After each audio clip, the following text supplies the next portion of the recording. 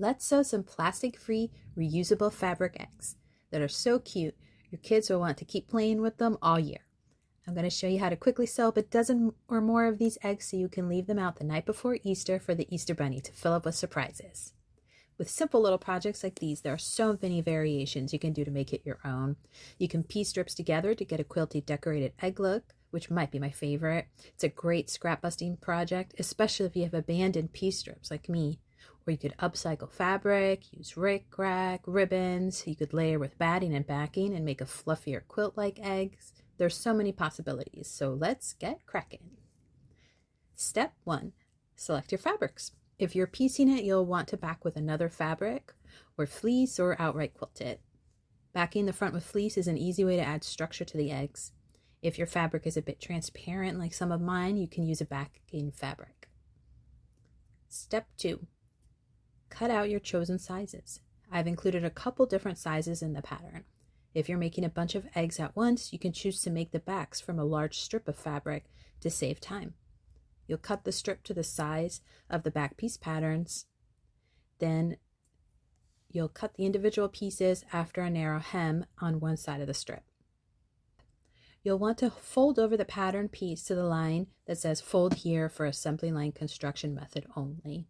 You're essentially folding over that 1/2 inch that you use to make the simple narrow hem. And you'll line that fold up with the finished hem and go ahead and cut out the 2 back pieces from your strip. To sew the opening seams on the 2 back pieces, you fold over 1/4 inch twice to make a simple narrow hem. If you're sewing the back pieces individually and not as a strip, you can press, seam, and pin, and it'll definitely keep the hem in place, and I recommend that for beginners. However, finishing the strip first and then cutting them from the strip is the overall easiest way for a beginner. As you can see, I just wing it here at the machine. So if you're a bit of a cowboy sewist like me and you just want to rush right in, go for it. They're just eggs, so no one's going to be noticing if your seam goes from 1/4 inch to 1/8 inch. Step 4. Place your front piece right side up. If you're using a backing, put the front on top of that, facing up. Put your top back piece down, right sides together, line up the edges, and then place your bottom back piece down, right sides together, lining up the edges. Pin and sew together at 1/4 seam allowance. If you're a beginner and it's hard for you to sew at 1/4 inch seam allowance, then I can recommend cutting the whole pattern with a larger seam allowance, like 1/2 inch sewing, and then trimming it to size. And remember, if you're enjoying this video, please hit the like and subscribe button to help me grow my little channel. Step 5. Finish the edges of the eggs with either a zigzag finish or a serged edge finish or a pinked edge. I opted for the zigzag edge since I couldn't find either of my 2 pinking shears and my sergers packed away. But the edges would be smoother curves if you used pinking shears instead of the zigzag stitch.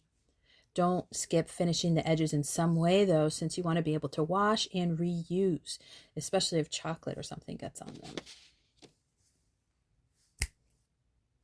Step 6. Time to flip them right side out. Poke the edges with a chopstick or whatever you have on hand. Today I had a popsicle stick and it worked really nice for those curves actually. Now you want to press them so the seam stays curved nicely.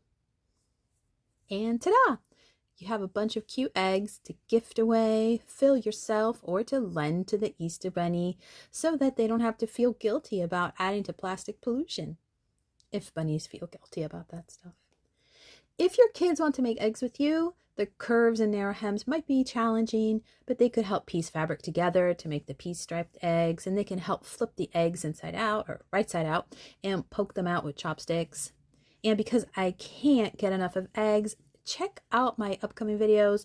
I'm making a cute little egg-shaped purse for kids to carry, their favorite plushie, or for you. No judgment here. And if you like this video and would like to see more, please subscribe and hit the like button. I'll be uploading more fun tutorials and projects. Bye!